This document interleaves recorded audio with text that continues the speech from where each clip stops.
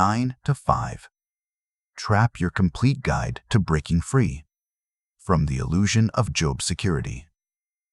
You wake up at 6:45 a.m. to an alarm that doesn't feel like a choice. You shower, dress in clothes you didn't pick because you like them, but because the dress code demands it. You commute, sometimes for hours, through traffic that makes your blood pressure rise. You arrive at an office where you sit at a desk, staring at a screen, waiting for that magical 5 p.m. bell that grants you permission to leave. Then you repeat this process 5 days a week, 50 weeks a year, for 40, maybe 50 years of your life. This is the 9 to 5 trap. But here's what most people don't realize. It's not the job itself that's the trap. It's the mindset that comes with it. It's the belief that trading your time for money is the only reliable path to security. It's the acceptance that someone else owns your productive hours. It's the resignation that this is just how life works. What if I told you that the wealthiest people in the world don't think this way? What if the financial freedom you dream about isn't just possible, but inevitable? If you understand the mechanics of money that nobody teaches you in school. Welcome to the 9 to 5 trap. A comprehensive financial education that will change how you think about work, money, and your future. Over the next several hours, we're going to dismantle the myths that keep you trapped, understand the psychology of employment, and most importantly, learn the principles that wealthy people use to build actual financial independence. By the end of this audiobook, you won't just understand why the 9 to 5 is a trap. You'll know exactly how to escape it. Let's begin. Chapter 1. The Illusion of Security. The 9 to 5 job has been sold to you as the ultimate expression of stability. From childhood, your parents told you, get good grades, go to college, get a good job, and you'll be fine. This narrative is so deeply embedded in our culture that questioning it feels almost radical. But let's examine this promise of security with the ruthlessness of a financial analyst, because security is the primary reason people accept the 9 to 5 trap in the first place. First, let's define what security actually means in a financial context. True security is the assurance that your basic needs will be met regardless of circumstances beyond your control. It's the confidence that if the economy crashes, if your industry changes, if you face unexpected health issues, you'll still have shelter, food, and stability. By this definition, a 9 to 5 job is one of the least secure financial positions you can be in. Consider the mathematics of employment. You trade your time for a fixed income. The income is fixed, which means it doesn't increase with your productivity or the value you create. A software engineer might code a feature that makes the company millions, but their paycheck remains the same. A salesperson might land a deal worth hundreds of thousands, but their salary stays identical to last month. This is by design. Employment is structured to cap your upside while maintaining a stable downside for the employer. The security promise relies on the assumption that your employer will always need you and will always be able to pay you. But employment in the modern economy is increasingly precarious. Companies downsize. Entire industries become obsolete. A position that was essential 5 years ago can be eliminated by automation or outsourcing. The COVID-19 pandemic illustrated this perfectly. Millions of people who believed they had secure jobs suddenly found themselves unemployed within days. The companies didn't owe them anything. Employment is fundamentally at will in most jurisdictions, which means it can end at any moment, for any reason that isn't explicitly illegal. Let me ask you something. Where are you listening to this right now? Are you on your commute? At your desk? At home? I'd love to know in the comments. What's your current relationship with your 9 to 5 job? Do you feel truly secure, or is there a nagging doubt underneath? The security of a 9 to 5 job is an illusion built on a false foundation. The real security, the kind that actually protects you, comes from what we call income diversification. It comes from not depending on a single source of income. It comes from building assets that generate money, whether you're working or sleeping. It comes from understanding that your labor is a commodity, and like all commodities, it can become less valuable overnight. Think about what truly wealthy people do. They don't rely on salaries. They own assets. They own businesses, real estate, stocks, intellectual property. These assets generate income regardless of how many hours they work. A musician who wrote a hit song in 1995 still earns money from it today. A real estate investor who bought property in 2000 benefits from appreciation and rent, regardless of their personal effort. This is the fundamental difference between the wealthy and those trapped in the 9-to-5. But there's another dimension to this illusion of security that's even more insidious. It's the lifestyle trap that accompanies employment. When you have a steady paycheck, lifestyle expansion becomes automatic. You get approved for a mortgage based on your income. You finance a car because you have stable employment. You build your entire life around the assumption that this income will continue forever. Then you become locked into this lifestyle. You can't take risks. You can't start a business because you might lose your health insurance or your mortgage qualification. You're trapped not just by the job, but by the financial obligations you've built around it. The truly secure person is one who can afford to lose their job and still maintain their lifestyle. The truly secure person has built wealth independent of employment. The truly secure person has what we call fuck-off money, enough capital that they don't need permission from an employer to live. This is a completely different definition of security than what society sells you. The irony is devastating. The system promises security through employment, but it actually delivers maximum vulnerability. You're vulnerable to market conditions, to your employer's decisions, to industry disruption, and to your own inability to adapt quickly enough when changes happen. And you're so busy working that you don't have time to build real security through asset creation and wealth building. Understanding this is the first step to breaking free. You must recognize that security is not a gift from an employer. It's something you build yourself, and it requires you to think and act differently than most people. It requires you to build income streams. It requires you to acquire assets. It requires you to think like an owner, not an employee. The YouTube algorithm has been evolving, and one thing the new Gemini integrated algorithm recognizes is that people are searching for financial truth more than ever before. They're searching for answers about how to escape this trap. They're searching for alternatives. If you're watching this content, you're already part of this awakening. But here's what I want to know. What would your life look like if you didn't need that paycheck? Comment that below. What would change? What would you do with your time if employment wasn't a requirement? The security of the 9-to-5 is false. But the security of understanding your financial situation, of building assets, of creating multiple income streams, that's real. And that's what we're going to learn in this book. Chapter 2: The Psychology of Employment and Wage Stagnation. To truly understand why the 9-to-5 trap exists and why it's so difficult to escape, we need to examine the psychology that keeps people trapped. This isn't about blame.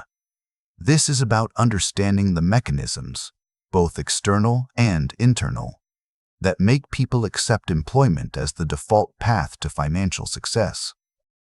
Let's start with how wage stagnation works in modern employment. When you negotiate a salary for a job, you're negotiating your personal production value. But here's the fundamental problem. Most employees dramatically underestimate their actual value to their employer. An employee might cost a company $100,000 per year in salary and benefits, but they might generate $300,000 in value. The difference is profit for the company. This profit margin is built into every employment relationship. Over your career, your salary increases, but it increases through predetermined mechanisms. You get a 2% cost of living adjustment. You get a promotion that bumps your salary by 10 to 15%. Maybe you jump to a new company and get a 20% increase. But here's what's stagnant: your hourly rate.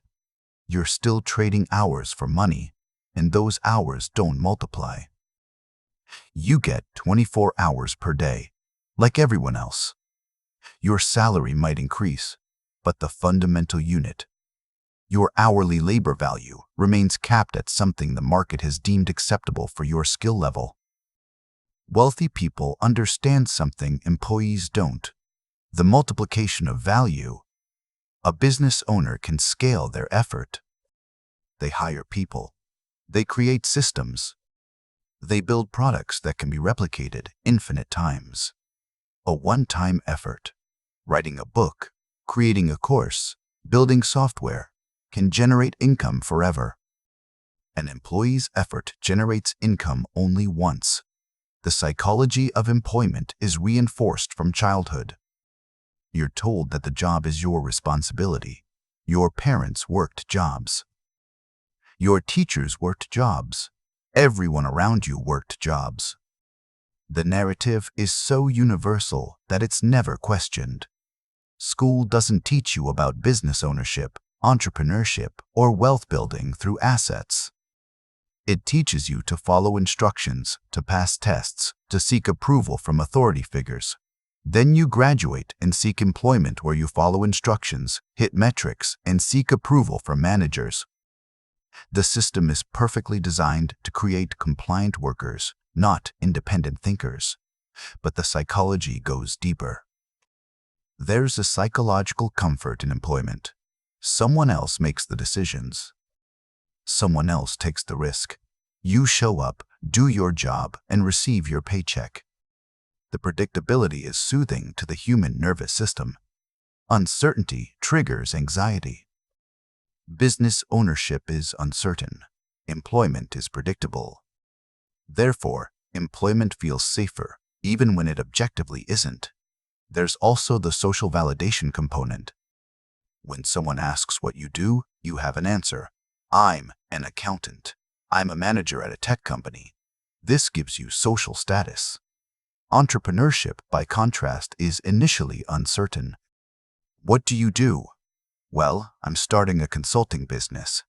The social validation is weaker until you've achieved success. The wage stagnation that occurs in employment is also reinforced by your own psychological limitations. You get comfortable at a certain salary level. Your lifestyle adjusts to match your income. Your financial obligations increase. A 5% raise feels substantial, so you accept it without negotiating. You accept that you're compensated fairly, when in reality, you're being systematically underpaid relative to your value. And because your financial life is designed around your current salary, the idea of taking a risk, leaving for a startup, starting your own business, making an investment, feels terrifying. This is the trap at its most fundamental level. It's not just a financial trap, it's a psychological one. Here's what I want to ask you. Have you ever calculated your actual hourly rate? And I don't mean your salary divided by 2080 hours. I mean the actual hours you work, including the commute, the mental energy you bring home, the stress you carry. Calculate that, and tell me in the comments what you discovered. I suspect many of you will be shocked at how little you're actually earning per hour. Another aspect of employment psychology is the concept of learned helplessness. This is a psychological state where you've experienced enough lack of control that you stop trying to control your circumstances. You apply for promotions and don't get them. You ask for raises and get denied. You suggest improvements to processes and they're ignored. Over time, you stop applying. You stop asking. You stop suggesting. You accept that the system is beyond your control, and therefore, you accept that your financial future is beyond your control. This is catastrophic for wealth building. Wealthy people have the opposite psychology. They have an internal locus of control. They believe that their actions directly affect their outcomes. When they fail, they don't blame the system. They analyze what they did wrong and improve. When they encounter obstacles, they find creative solutions. This psychological orientation is trainable. It's not innate. But employment systematically trains you toward an external locus of control. The wage stagnation that happens in employment is also a result of negotiation dynamics. Most employees are afraid to negotiate. They fear that asking for more money will make them seem ungrateful or difficult. They fear they'll be fired. They fear the conflict, so they accept what they're offered. Then they accept small raises year after year, while inflation erodes their purchasing power. If you factor in inflation, most people are earning less in real terms than they were 5 or 10 years ago, despite nominal salary increases. In contrast, people who switch jobs frequently negotiate larger jumps in salary. Companies are willing to pay significantly more to hire from outside than they are to promote from within. This is a fundamental structural inefficiency in how employment works.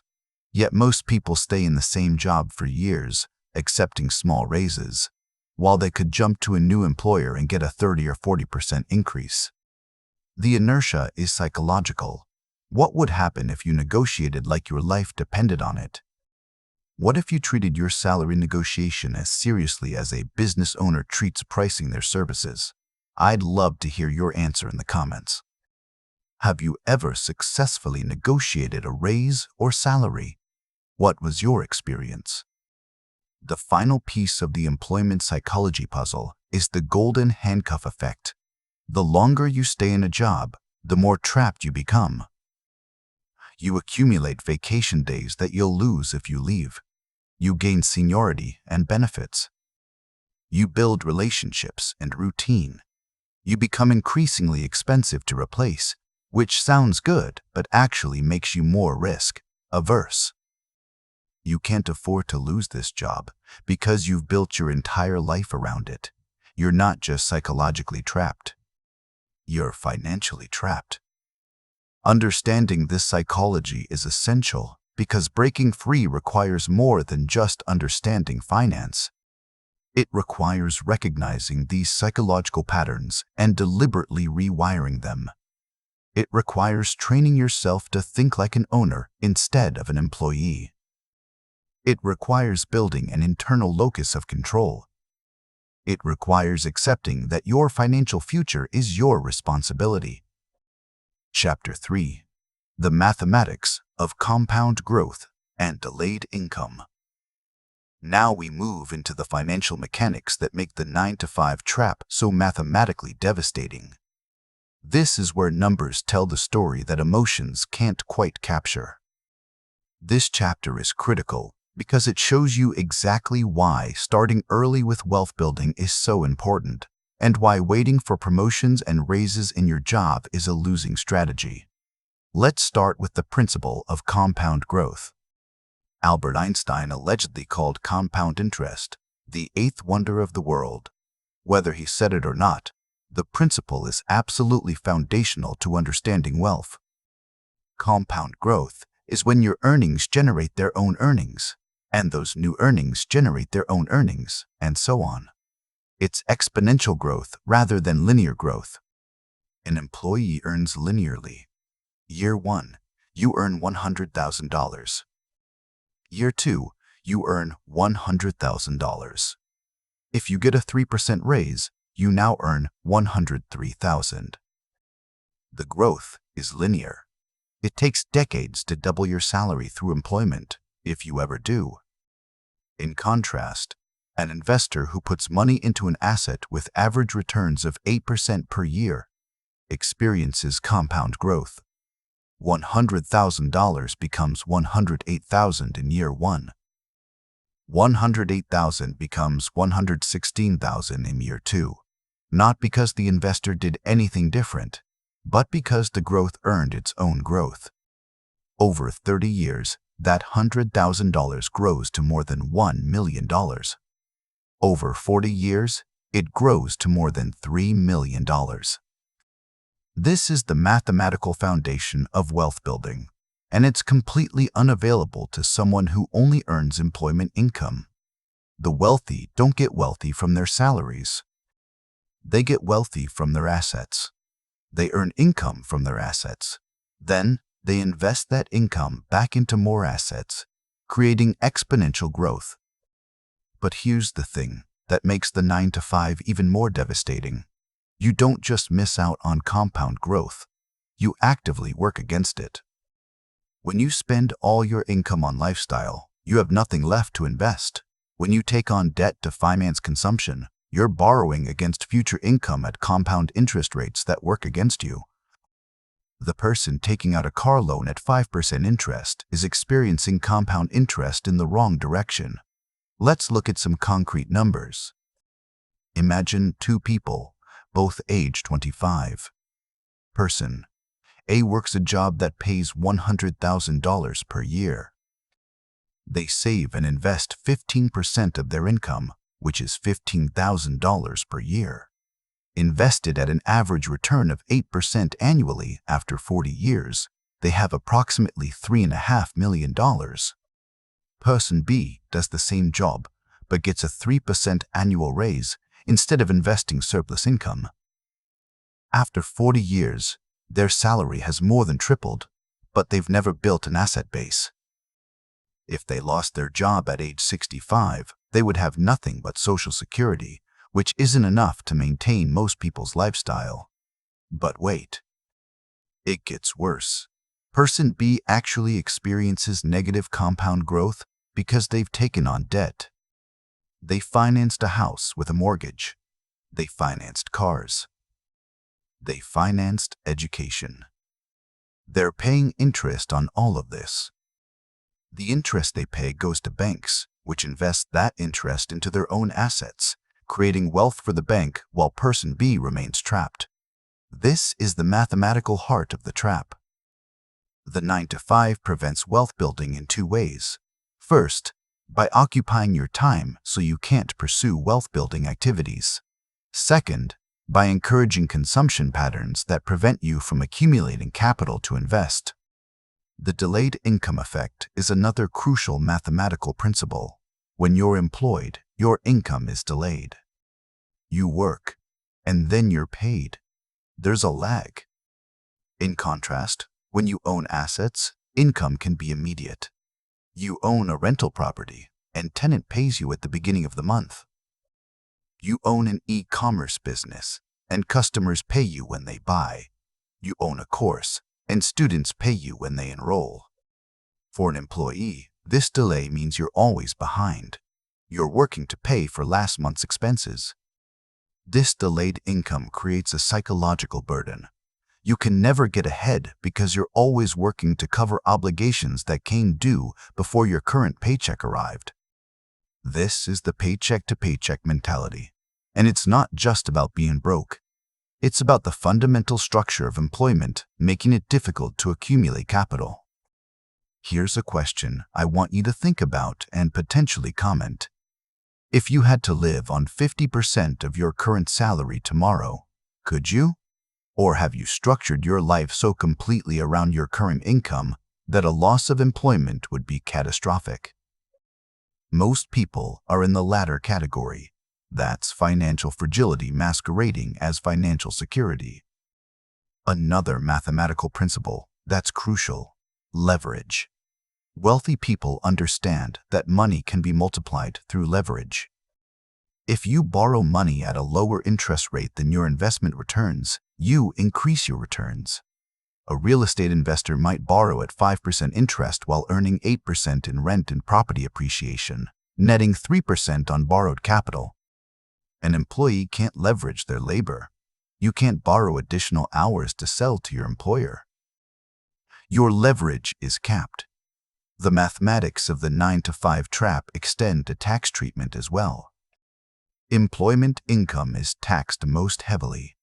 The government takes income tax, payroll tax, and others before you even see your paycheck. In contrast, business income and investment income are taxed differently, often with lower effective rates. A business owner can deduct business expenses. An investor in long-term assets pays capital gains tax, which is lower than ordinary income tax. An employee pays the maximum rate.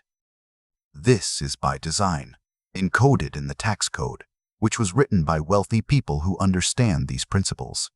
The compounding effect of tax efficiency is dramatic. If one person pays 30% in taxes on their income while another pays 20%, over 40 years, the difference in wealth accumulation is enormous. The wealthy understand this and structure their income accordingly. Employees don't have this option. Now, let's talk about what happens when you finally understand these mathematics and decide to do something about it. You start investing. You start building a business.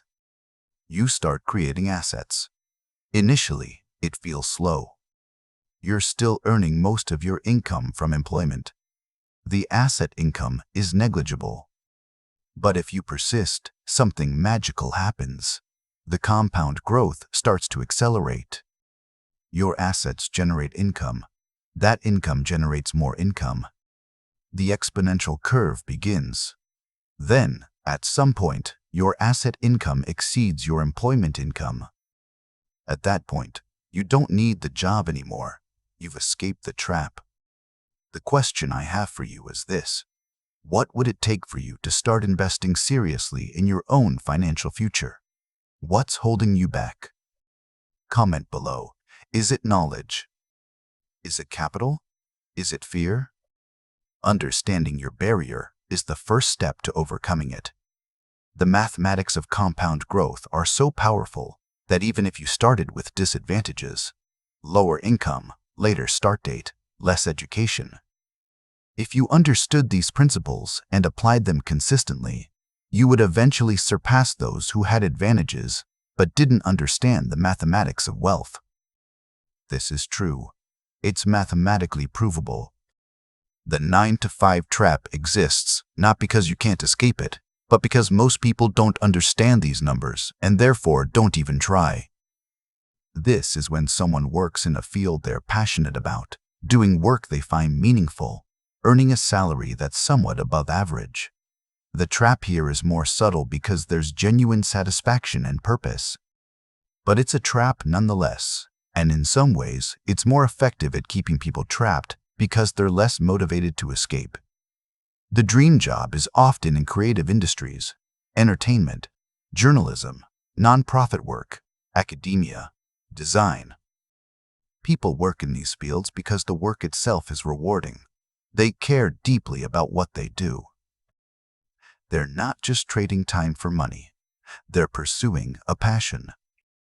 This makes them willing to accept lower salaries than they might earn in other fields. It makes them willing to work longer hours. It makes them willing to accept less secure employment. It makes them forgo wealth building entirely. Here's the trap. Work that's meaningful is still work. It still trades your time for money. It still prevents you from building assets. It still leaves you vulnerable to industry disruption, economic cycles, and your own aging. A journalist who loves their work might be shocked out of the dream job when the newspaper industry collapses. A nonprofit worker who takes a lower salary out of mission alignment might wake up at age 50 with no retirement savings. An academic who delayed wealth building to focus on research might face sudden obsolescence as their field changes.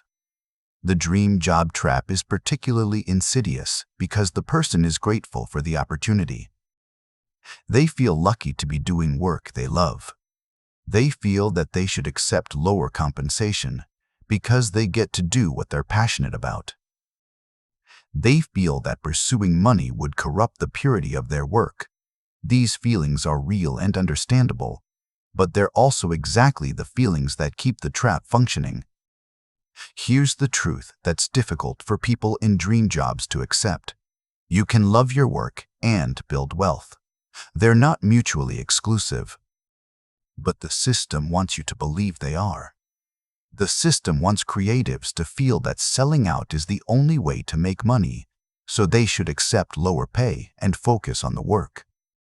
Meanwhile, the business owners and investors, the people who understand wealth, make all the money while doing minimal work. I need to ask, are you in a dream job right now? Do you love what you do but earn less than you know you could elsewhere? Comment and tell me about it.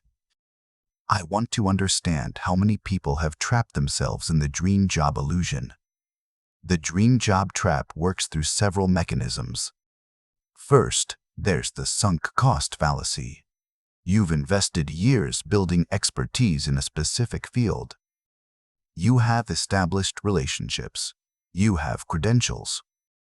Leaving the field means abandoning all of that and starting over in an unfamiliar industry where you're a novice. The psychological resistance is enormous. Second, there's identity entanglement. You're not just someone who works in a field. You are a designer, journalist, nonprofit worker, academic. This becomes part of your identity. The idea of doing something else feels like betraying yourself. You've built an identity around the work, which makes the work even more central to your life. Third, there's the meaningful work justification. You tell yourself that your work has meaning. You're helping people, creating beauty, advancing knowledge, whatever the case may be. That meaning justifies the lower pay. But here's the hard truth. You can do meaningful work and be wealthy. The meaning of work and the compensation for work are separate variables. But the system has taught you they're linked. Fourth, there's the passion paradox. You're passionate about the work, so you're willing to sacrifice financially. But passion is a premium that employers can pay you less for.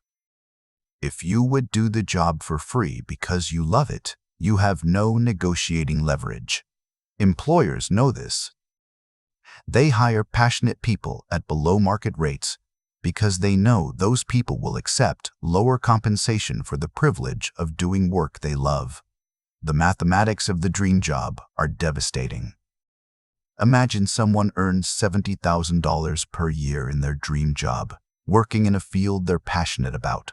Someone else earns $120,000 in a field that's less interesting to them. Both invest the difference at average returns. After 40 years, the person in the dream job has approximately $3.5 million in accumulated wealth. The person in the higher-paying field has approximately $7 million. That's a difference of $3.5 million, a difference that becomes permanent in real terms. But wait, the person in the dream job might be happier. There's genuine value in work you love. But here's what that happiness buys them: financial dependence for life. If they stay in the field, they're trapped. If they want to leave, they've sabotaged their earning potential. They might achieve retirement at 65 if they're lucky, with a modest lifestyle. The person in the higher-paying field has the option to retire at 50 if they want. They've built more choices. And here's the greatest tragedy. The person in the dream job could likely earn more money and do work they love if they understood business. They could monetize their passion. A talented designer could build a design agency instead of working as an employee designer. A journalist could build a successful newsletter or content business instead of working for a publication. The meaningful work isn't incompatible with wealth. The dream job trap makes you believe it is. The path out of the dream job trap is to separate the work from the income source.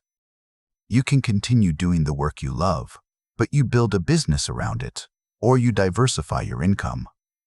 The designer builds an agency, hires other designers, and scales the impact of their work while scaling their income. The journalist builds an audience and multiple revenue streams. advertising, sponsorships, affiliate relationships, while doing the journalism they love. The meaningful work continues, but the income ceiling is removed. This requires a mindset shift. It requires accepting that making money isn't corrupt. It requires understanding that you can both love your work and maximize your income. It requires developing skills that dream job workers often don't have: business skills, sales skills, marketing skills. But these are learnable, and the payoff is extraordinary. Here's my question for you. If you could triple your income while doing work you love, would you be willing to learn how? Or have you become so attached to the employee identity that you can't imagine another way? I really want to hear from you in the comments. This is important. The dream job trap is real, and it's devastating because it's disguised as happiness. But true happiness comes from freedom. And freedom comes from financial independence. The two aren't mutually exclusive, but the system wants you to believe they are. Chapter 5: The Business Owner's Advantage and the Truth About Entrepreneurship. We've spent significant time discussing the trap. Now let's discuss the alternative, not as fantasy, but as practical, learnable strategy. Understanding why wealthy people build businesses instead of working jobs is the bridge between understanding the trap and escaping it. Let's start with something fundamental: the difference between earning and owning. When you're employed, you earn income. When you own a business, you own income. These are fundamentally different. When you earn income, you must continuously work to maintain it. If you stop working, the income stops. When you own income, the income continues whether you're working or not. This is the core difference, and it's the foundation of all wealth. A business owner has leverage. They don't just trade their own time. They leverage the time of employees, contractors, and technology. They create systems and processes that function without their constant attention. They build a brand that attracts customers without constant effort. Over time, the business becomes something separate from the owner. It's an asset that generates income independent of the owner's labor. Consider a pizza restaurant owner. They open a location. They train staff. They establish systems. Then, they open a second location. They don't personally make pizzas at both locations, but they own the income from both. They open a third, fourth, and fifth location. Now they own income from 5 locations, while personally working in none of them. An employee could never scale their income this way. The business owner can. The same principle applies to digital businesses, which is why so many modern fortunes are built in technology. Software scales infinitely. One person can write code that 1 million people use. The cost to serve the 1,000,000th customer is essentially the same as serving the first. This creates astronomical leverage. A software entrepreneur can build a business that generates millions in revenue with far fewer employees than a traditional business of the same size. But here's what's crucial. This advantage is available to anyone willing to learn it. Entrepreneurship isn't an accident of birth or genius. It's a set of learnable skills. You can learn to identify market needs. You can learn to build products or services that meet those needs. You can learn to market and sell. You can learn to build systems and hire people. These are skills, not talents. They can be developed. The mythology around entrepreneurship makes it sound dangerous and unstable. The reality is more nuanced. Yes, businesses fail. Yes, it requires work and takes time to build. But the risk-adjusted returns far exceed the returns of employment. If you build a successful business worth $1 million, you've created a $1 million asset that generates income forever. The employee working for the business owner will never accumulate that much wealth from salary, no matter how long they work. Here's what I want to ask. Have you ever thought about what business you could build? Not as a fantasy, but seriously? What skills do you have that people pay for? What problems could you solve? Comment below. I want to know if you've considered this path at all. And if you haven't, what's stopping you? The business owner's advantage extends beyond just income. It includes tax advantages, as we discussed earlier. A business owner can deduct business expenses, home office, travel, equipment, software, professional development. An employee cannot. The business owner structures their income to minimize taxes legally. They might take a low salary and distribute profits as dividends, which are taxed more favorably. They might invest profits back into the business and deduct them. An employee must take what they're paid and pay the maximum tax rate. Another advantage is optionality. Once a business is established and profitable, the owner has choices. They can scale. They can sell the business. They can license it. They can franchise it. They can take a step back and hire management. They can exit entirely and collect royalties. The employee has one choice: continue working or quit. There's also the wealth multiplier effect. When a successful business is sold, the owner receives a multiple on their earnings.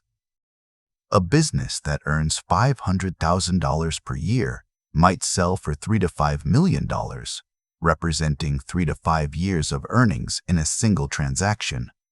This is wealth creation at a scale impossible through employment. But let's address the elephant in the room. Entrepreneurship is harder than employment. It's more uncertain. There's no guaranteed paycheck. You must make all the decisions. You must handle all the problems. You must personally drive the business forward until it's established enough to delegate. This is genuinely difficult, and it's not for everyone. Here's the truth, though. So is poverty. So is financial stress. So is working until you're 70 because you never built any wealth. So is depending on Social Security and hoping it's enough.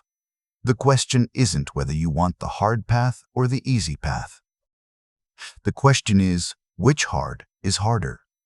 The hard of building a business, or the hard of being financially trapped for life? For most people, the answer is clear once they really think about it. Building a business is hard for a limited time, 5 to 10 years of substantial effort to build something solid. Financial dependence is hard for a lifetime. The work never ends. You must keep working until you can't work anymore. That's a much harder path, stretched over decades. The entrepreneur's path involves specific stages. The first stage is extremely difficult. You're working a full job and trying to build a business in your spare time. This is why so many successful businesses are started by people who are young, without family obligations, or who have some flexibility in their schedules. But it's possible for anyone determined enough. The second stage is the transition. You've built the business to the point where it's generating income, but you're still working your job for stability. You might reduce hours at the job, or you might take on a position that offers flexibility. You're dividing your time and mental energy. The third stage is when you can leave employment entirely and focus on the business. At this point, the business is still demanding, but you own the results directly. You work harder than you ever did in employment, but the payoff is proportional to your effort. The fourth stage is when the business becomes self-sufficient. You've hired managers. You've built systems. You've established enough of a brand and customer base that the business runs without your constant attention. The fifth stage is optional but increasingly common. You exit. You sell the business for a multiple of earnings, or you license it, or you delegate all management and collect income while you pursue other interests. This progression doesn't happen by accident. It requires intentional decisions, and it requires understanding that you're not trying to build a better job. You're trying to build an asset that produces income independent of your effort. But here's what many people misunderstand. You don't need to have a brilliant idea. You don't need to invent something revolutionary. You don't need to be extraordinarily gifted. Most successful businesses are boring. They solve ordinary problems for ordinary people. A plumber who starts a plumbing business. A person with marketing skills who starts a freelance marketing business. A programmer who builds and sells a tool for other programmers. These aren't revolutionary. They're just businesses. The businesses that fail are often the ones where the owner is waiting for inspiration or the perfect idea. The businesses that succeed are the ones where the owner sees a need and serves it. The ones where the owner is willing to charge for their value instead of giving it away. The ones where the owner thinks like a business owner instead of an employee. Chapter 6. Building your first asset and achieving financial independence. Now we move into actionable strategy. Understanding the trap and understanding the alternative is crucial, but knowledge without action is just entertainment. This chapter is about how you actually begin building assets and moving toward financial independence, regardless of your current situation. Financial independence is a specific, measurable goal. It's the point where your asset income exceeds your expenses. You no longer need employment income to maintain your lifestyle. This is the actual goal, not to make more money, but to make income irrelevant to your survival. Once you've achieved this, your employment becomes optional. You work because you want to, not because you need to. The calculation is straightforward. If your expenses are $5,000 per month and your assets generate $5,000 per month, you're financially independent. The amount of money is irrelevant. What matters is the math. Income from assets equals or exceeds expenses. Most people focus on increasing income, getting a raise, changing jobs, working more hours. This is the employee's solution. It doesn't work because expenses expand to match income. You make more money, your lifestyle adjusts, and you're back to being dependent on income. The solution is different. You must do two things simultaneously: increase income and decrease expenses.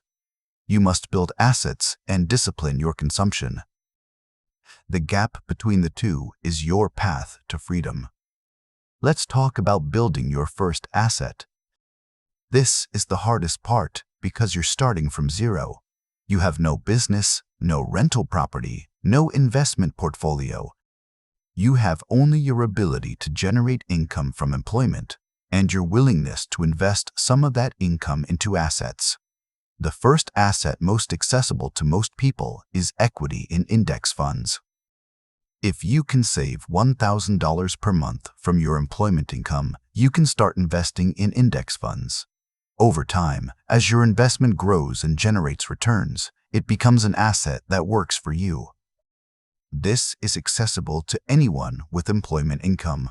You don't need to be rich. You just need to save something. The mathematics of this path are real. If you save $1,000 per month for 30 years and achieve average returns of 8% annually, you accumulate approximately $830,000. This is enough to generate $30,000 per year in income indefinitely. If your expenses are $30,000 per year, you're now financially independent. But $1,000 per month might not be accessible to you right now. That's okay. Start with whatever you can. $100 per month, $200. The important thing is to start. The first year is the hardest. You're making sacrifices and the returns are negligible. But you're developing the habit. You're proving to yourself that you can live on less than you earn. You're creating the mindset of an asset builder. As you increase your income through raises, bonuses, or side income, the gaps between your income and expenses grow. This is where disciplined spending becomes critical. You don't spend your raises, you invest them. Your lifestyle remains stable, but your asset base grows. This is how people building on moderate incomes still accumulate significant wealth. They were earning more than they were spending long before they achieved high incomes. Now, let me ask you, how much could you save per month if you really committed to it? What would you have to change? Comment below. The honest assessment of your own situation is the starting point. The second accessible asset for many people is a side business. This is how you leverage your existing skills to generate additional income that you can invest. A programmer might build software and sell it. A writer might write and publish. A marketer might freelance while employed. A designer might take client work. This is more directly tied to your effort than the stock market, but the returns are potentially higher and the leverage is greater. The beautiful thing about a side business is that it doesn't require leaving employment. It doesn't require a large capital investment. You use skills you already have or skills you can develop while maintaining employment. The income from the side business goes directly into asset building. Over time, as the side business grows, it might exceed your employment income. At that point, you have a choice. You can close it and return to focusing on your job, or you can scale it. You can hire people. You can build systems. You can turn it into a legitimate business with multiple streams of revenue. The reality of side businesses is that most don't take off. That's true. But the cost of failure is relatively low. You've invested your time and you've learned. The next attempt is better. The failure rate for side businesses is high, but the cost is low. The failure rate for employment is also high. Jobs are lost to automation, outsourcing, and industry disruption. But the psychological cost feels different. Real estate is another asset that's accessible but requires capital. You save a down payment and buy a rental property. The property generates income from rent. Over time, the tenant pays off the mortgage while you earn income. The property appreciates. Eventually, you own an asset worth hundreds of thousands of dollars that generates income every month. This is wealth building at an accelerated pace compared to stock investments, but it requires capital upfront and active management. The key to all of these paths is understanding that assets are how you build wealth, not income. Not employment, not raises. Assets. Once you understand this, you start making different decisions. You evaluate purchases not just by their utility, but by their opportunity cost. That new car costs $50,000 in capital that could generate $3,000 per year in investment returns forever. Over 40 years, that's $120,000 in lost wealth. Suddenly, the car becomes less attractive. This is the fundamental mindset shift. You start thinking about everything in terms of opportunity cost. Every dollar spent on consumption is a dollar that can't be invested. Every dollar invested is a dollar that works for you indefinitely. You are building a relationship with money that's completely opposite to the relationship most people have. Here's another question I want you to consider. What's one asset you could build in the next year if you really decided to prioritize it? Comment and tell me. What's one thing you could do, save, invest, build, that would move you toward financial independence? The path to financial independence isn't mysterious.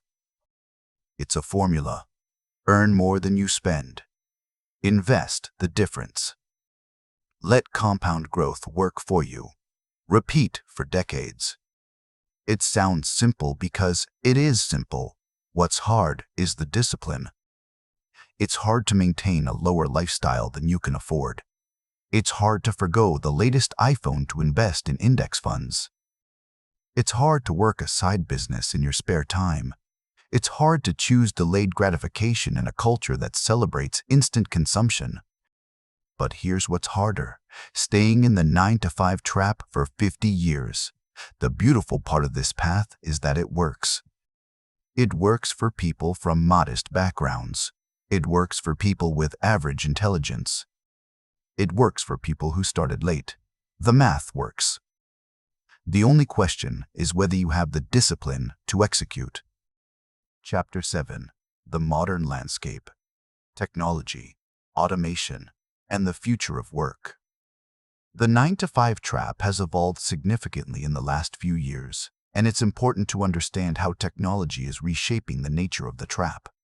The employment landscape is changing faster than most people realize, and those who understand these changes have an advantage.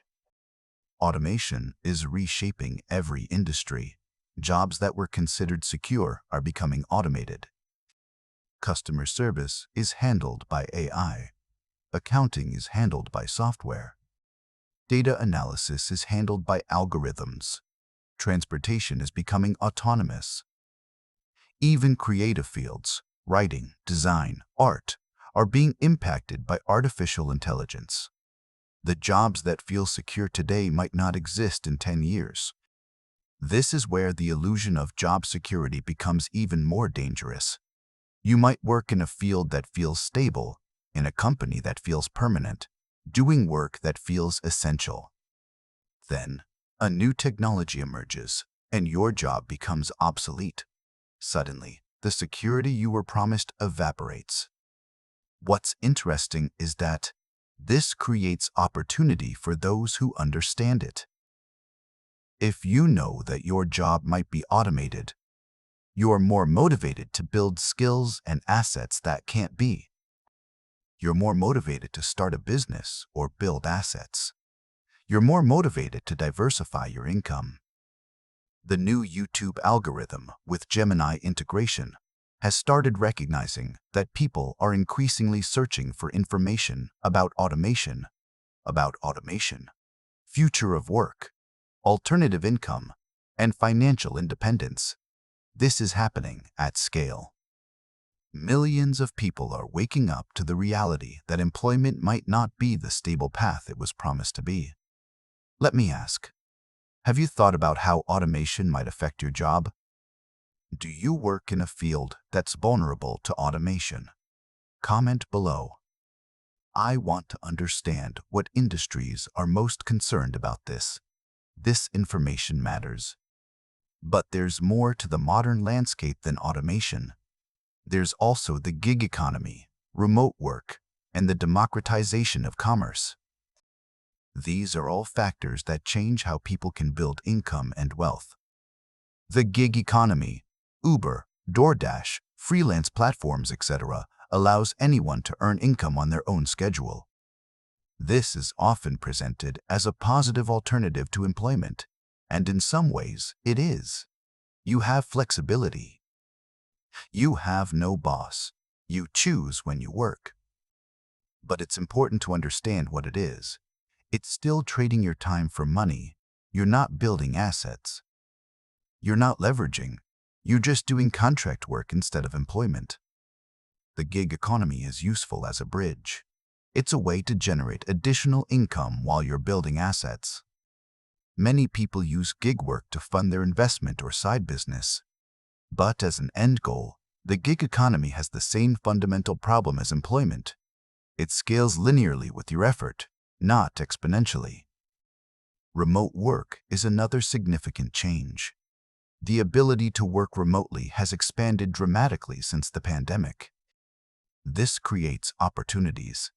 If you can work remotely for a company in an expensive city while living in an affordable location, you can save significantly more of your income.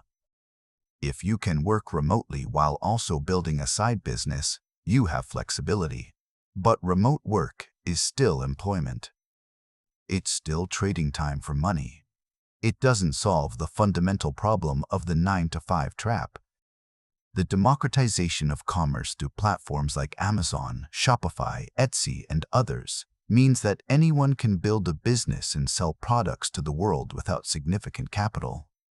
You can create a digital product, create a physical product, create a service, anything, and distribute it globally with low barriers to entry.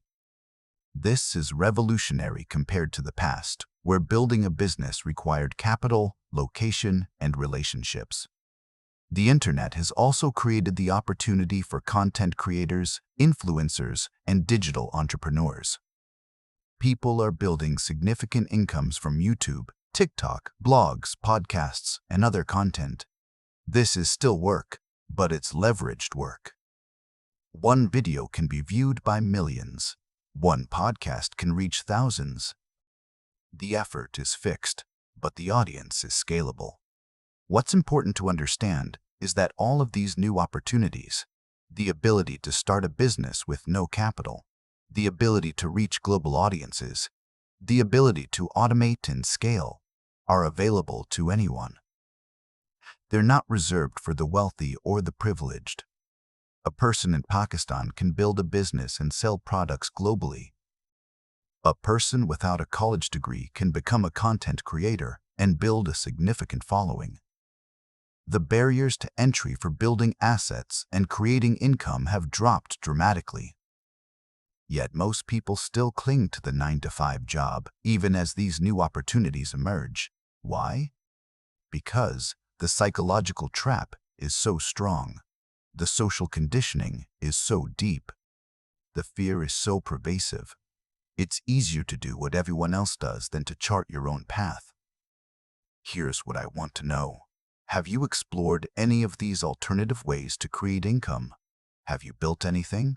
Side business? Content? Product? Service? Comment and tell me.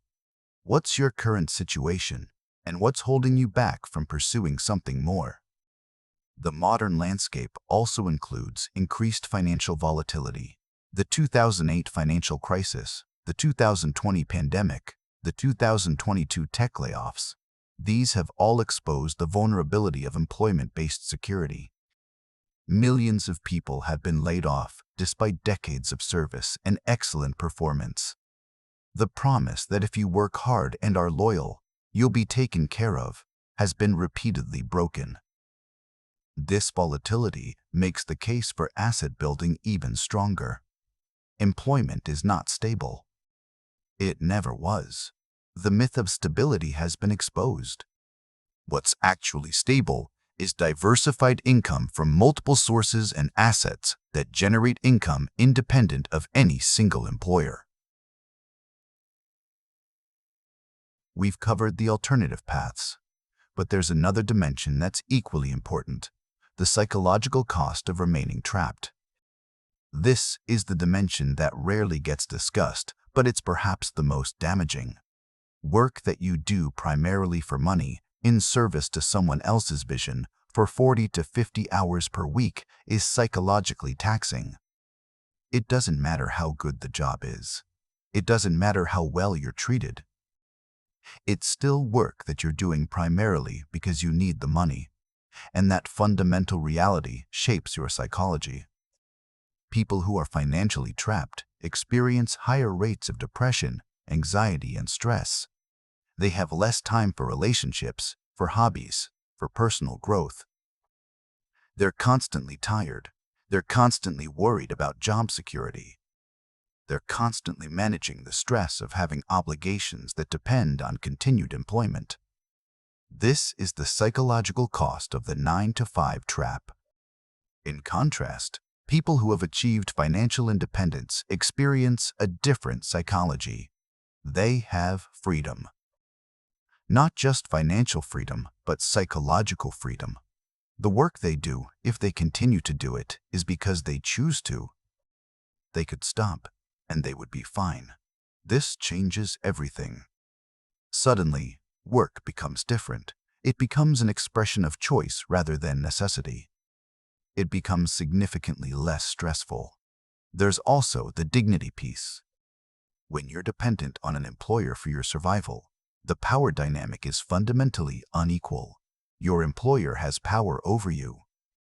They control your schedule, your environment, your work, and your livelihood. You don't have power over them. This creates a psychological dependence that's damaging to self-worth and autonomy.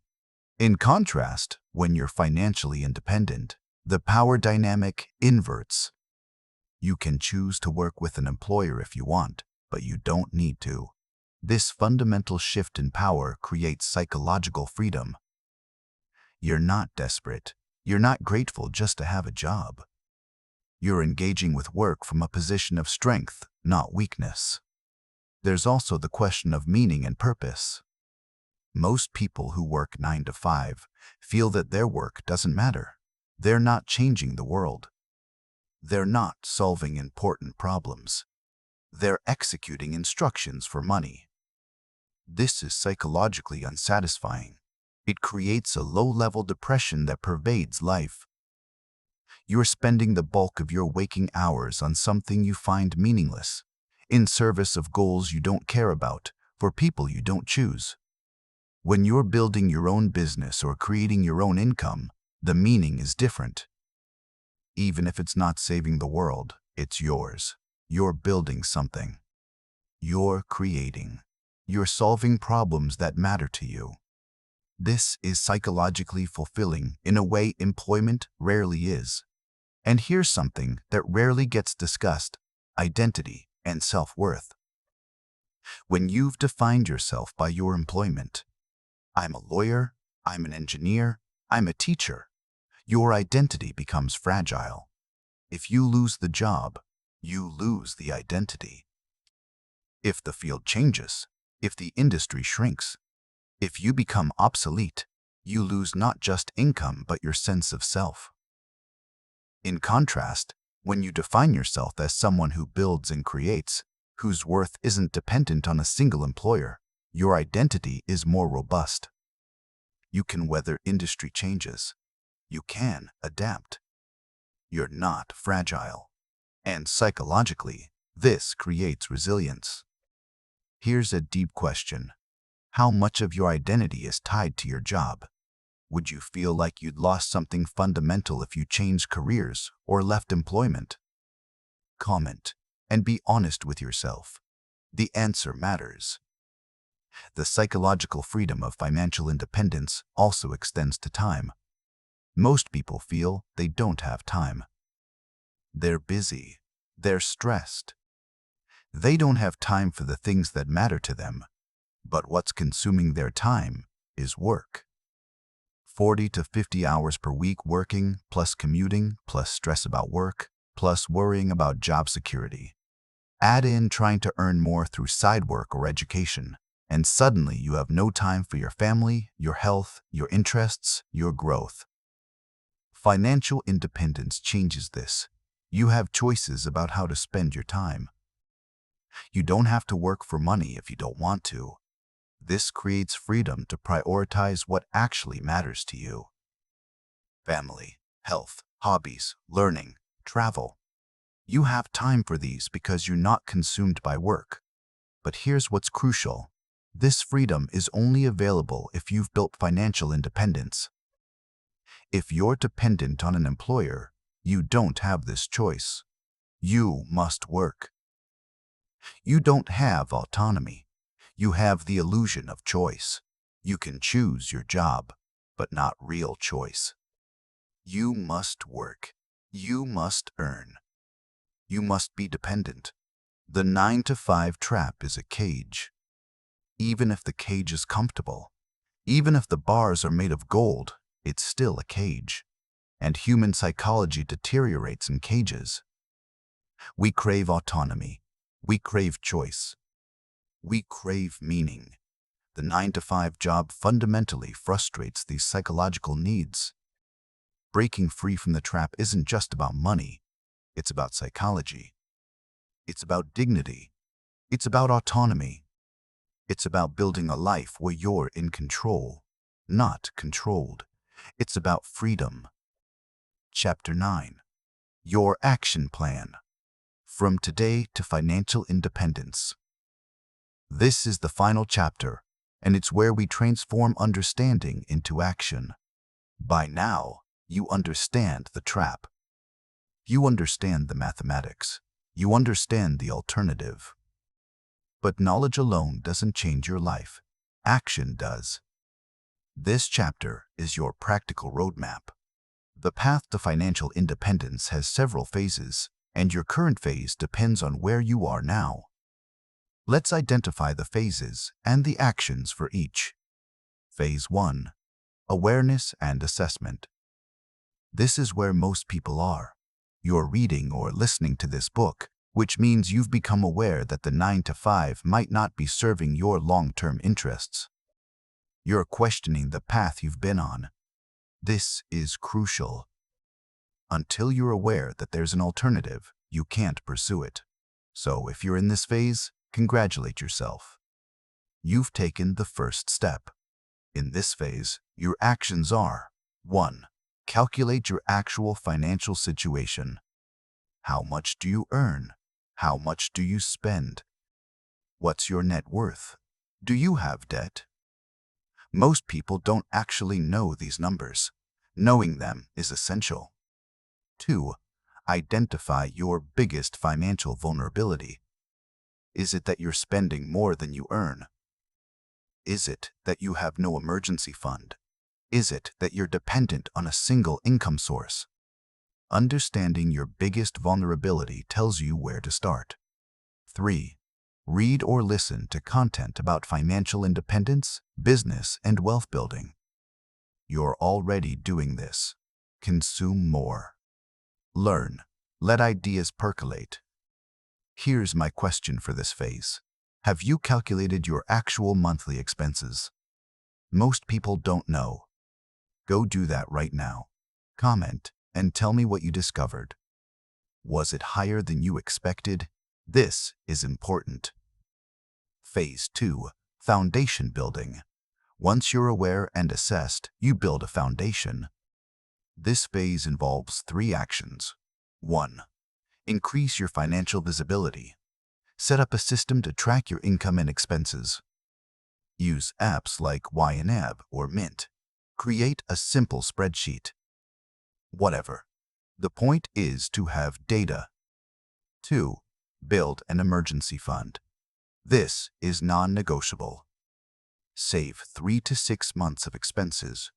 This eliminates the financial vulnerability that keeps you trapped. Once you have an emergency fund, job loss is no longer catastrophic. You have runway. This fund is what gives you the psychological freedom to pursue better opportunities. 3. Start investing. Even if it's small, $100 per month. Start putting money into index funds. You're beginning to build the asset base that will eventually generate income independent of employment. In this phase, most people also address consumer debt, credit card debt, car loans, unsecured debt. This should be eliminated as quickly as possible. This debt is a reverse investment. You're paying interest to others instead of earning interest on your own investments. High-interest debt is a priority. Phase 3. Income diversification. Once you have a foundation, emergency fund, minimal debt, basic investments, you begin diversifying your income. This is where you start a side business, or you take on freelance work, or you identify other income sources. This phase typically happens while you're still employed. You're working on your business in spare time. You're building it until it can potentially replace your employment income.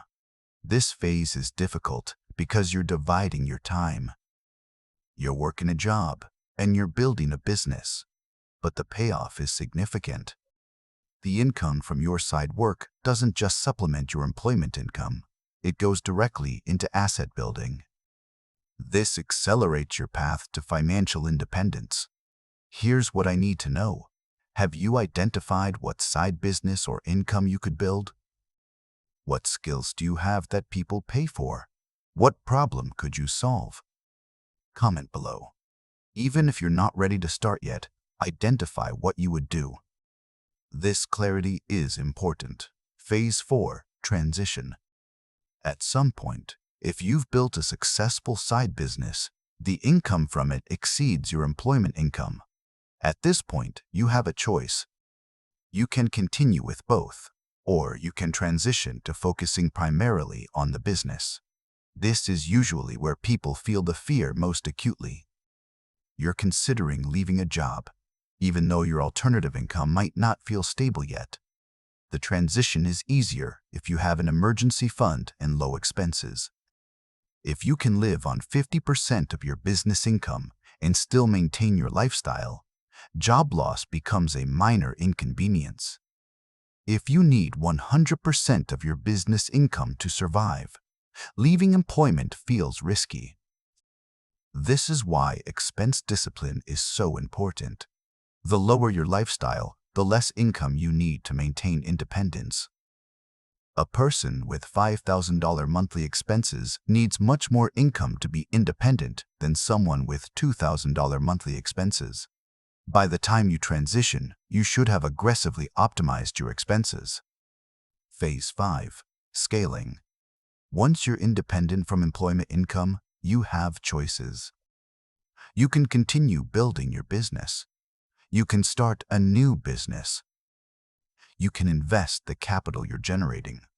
You can relax and maintain your current lifestyle. The key is that the choice is now yours. Most entrepreneurs continue to build in this phase. The pressure of needing the income is gone, but the drive to build remains. They scale their business. They hire employees. They create systems.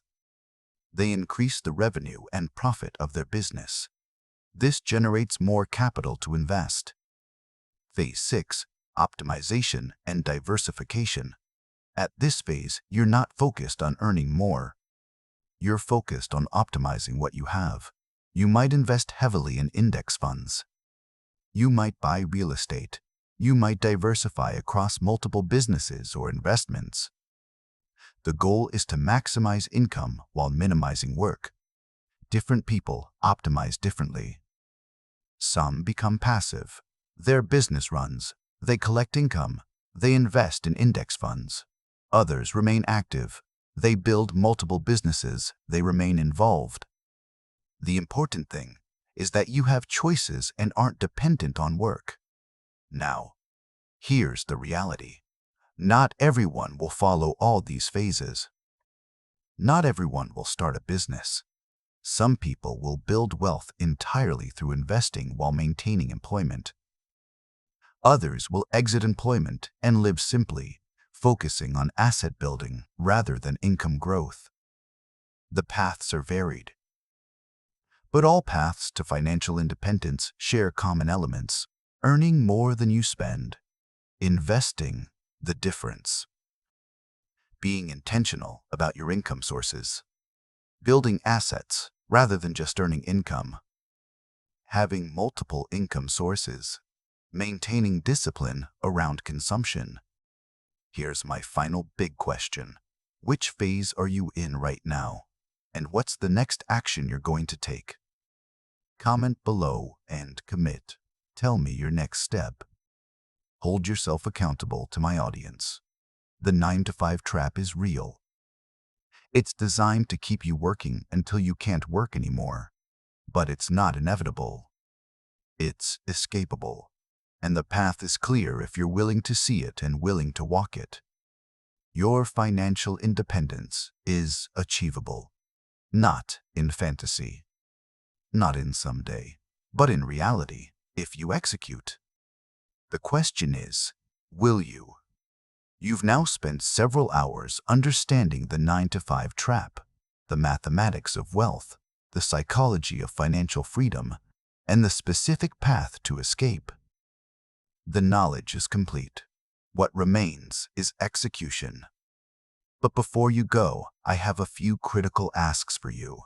First, if this content has resonated with you, if it's challenged your thinking, if it's given you hope, if it's clarified something that was confusing, please subscribe to this channel. This is how you'll get more financial education. This is how you'll stay engaged with the material. Subscription helps us create more content like this. Second, I want to hear from you. Throughout this book, I've asked numerous questions. Please engage. Comment on what resonated. Comment on what you're struggling with. Comment on your current situation and your plans. This community is valuable. Your stories matter. Your commitment to financial independence matters. Third, share this with someone you know who's trapped in the 9-to-5. If this content helped you, it can help them. The wider this reaches, the more people wake up to the reality that there are alternatives. Final thing, take action. You don't need to have it all figured out. You don't need to have a brilliant business idea or a perfect plan. You just need to start. Calculate your finances. Build an emergency fund. Start investing. Identify a side business. Take one action today, and then take another tomorrow. The 9-to-5 trap is only a trap if you don't know you're in one. Once you know, you're already on your way out. Thank you for investing your time in this education. Your financial future is now your responsibility. That's both terrifying and liberating. Elates, make it count.